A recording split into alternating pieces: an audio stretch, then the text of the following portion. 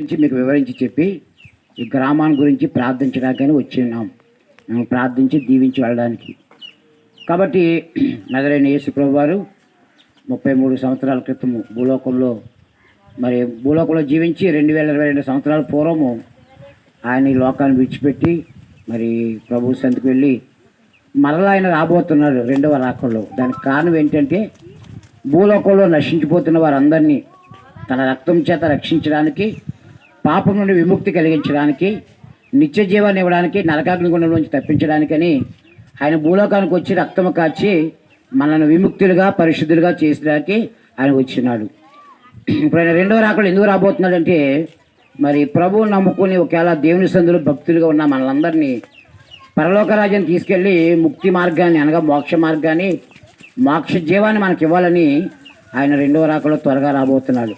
కాబట్టి ఈ సాయంకాల వేళలో ప్రియమైన గ్రామ ప్రజలకు, పెద్దలకు, నాయకులకు మా మనవి, నజరైన యేసు నామంలో మీరు విశ్వసించినట్లయితే మీ కుటుంబంలో ఉన్న బలహీనతలు, ఇరుకులు, ఇబ్బందులు, సమస్యలు ప్రభు యేసు నామంలో స్వస్థత కలుగుతుంది, విముక్తి కలుగుతుంది. అంతేకాదు యేసు రక్తంలో మన పాపములు క్షమించబడతాయి, మన పాప దోషాలు విడిపించబడతాయి. అంతేకాదు యేసు నామం ద్వారా యేసయ్యే ఈ లోకం నుండి పరలోక రాజ్యాన్ని తీసుకెళ్ళి ఒకే ఒక నేనే మార్గము, నేనే సత్యము, నేనే జీవమని ఆయన తెలియజేస్తున్నారు. కాబట్టి యేసుప్రభు ద్వారా తప్ప వేరొక మార్గం మనకు రక్షణ మార్గం లేదు. యేసుప్రభు గారి ద్వారా తప్ప వేరొక మనకు మోక్ష మార్గం మనకే లేదు. కాబట్టి పాపం ముక్తి పొందడానికి, నరకం నుండి తప్పించడానికి నజరైన యేసుప్రభు వారు పరలోకాన్ని విడిచిపెట్టి భూలోకాన్ని మన కొరకు వచ్చి ఆయన శిలువలో మరణించి మరి సమాధి చేయబడి తిరిగి లేచి ఆయన పరలోకానికి ఆరోహణం అయిపోయి తిరిగి మరలా రాబోతున్నాడు. కాబట్టి ఆయన వచ్చే ముందే ఈ లోపల యేసుప్రభు వారిని మీరు అంగీకరించి ఆయన నామంలో ప్రార్థించుకొని ఆయనలో మీరు కుమారులుగా, కుమార్తెలుగా మీరు మరి స్వీకరించబడినట్లయితే మరి మీకు కూడా నిత్య జీవాన్ని ఇస్తాడు. అలాగే ఈ లోకంలో మీకున్న సమస్యలు, ఇరుకులు, ఇబ్బందులు తీర్చబడి సమాధానం, శాంతి, నెమ్మది మనకి కలుగుతుంది. దేవుడు యొక్క సాయంకాలం వేళ మీ కుటుంబాన్ని, మీ గ్రామాన్ని, మీ బిడ్డలను, మీ యొక్క ఉద్యోగ, వ్యాపార, వ్యవసాయ సమస్త విధమైన పనులన్నింటినీ దేవుడు దీవించి ఆశీర్వదించిన గాక. మీకు కూడా రక్షణ ఇచ్చి మోక్ష మార్గాన్ని అనుగ్రహించబడిన గాక. ఈ యొక్క రాజంపల్లి గ్రామాన్ని దీవించిన గాక. ఆమేన్. ప్రార్థన చేసుకున్నాం. పాస్టర్ గారు ప్రార్థన చేస్తారు ఈ గ్రామం కొరకు.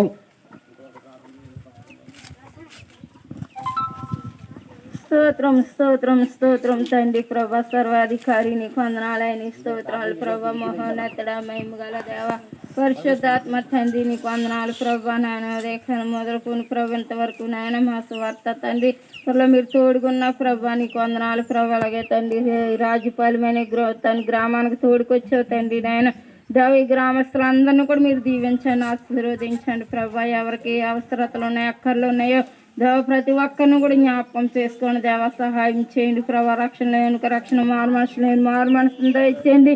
నీవంటే తెలియని వారు అనేక మంది ఉన్నారు ప్రభా. అందరూ కూడా నేను తెలుసుకుని, నేను ప్రార్థించుకునే వారుగా, నేను కొనియాడేవారుగా సహాయం చేయమని ప్రభా. దేవా మేము ఈ పత్రికలు పంచడం వల్ల, ఈ సువార్త చేయటం వలన ప్రభా దేవా ఎంతమంది అయితే తండ్రి పత్రికలు తీసుకుని చదువుతున్నారు వారందరినీ కూడా మీరు ఆశీర్వదించండి నాయన. మీరే సహాయం చేయమని ప్రభు. వచ్చిన ప్రతి ఒక్క బిడ్డను కూడా మీరు దీవించి ఆశీర్వదించమని యేసునామని అడిగి వేడుకుంటున్నాను తండ్రి. ప్రియమైన దేవుని బిడ్డలారా, మరి మీ గ్రామం కొరకు నిత్యము ప్రార్థన చేస్తాము.